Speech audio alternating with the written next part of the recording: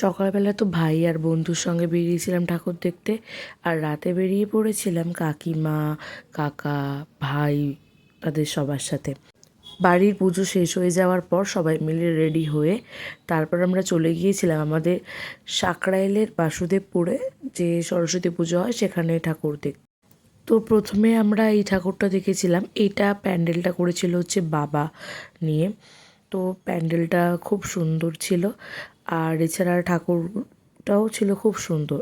আর এমনিতেও যে কটা ঠাকুর আমরা দেখেছি প্রত্যেকটা ঠাকুরই দেখতে খুব সুন্দর ছিল।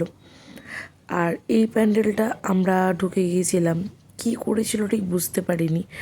এখানে এরকম এটা ছিল অ্যাকোরিয়ামের মধ্যে মা সরস্বতী, এটাও বেশ ভালো লাগছিল, খুব সুন্দর হয়েছিল। এছাড়া আরও অনেক ঠাকুর দেখেছি, কিউট সরস্বতী ছিল সেটাও দেখেছি।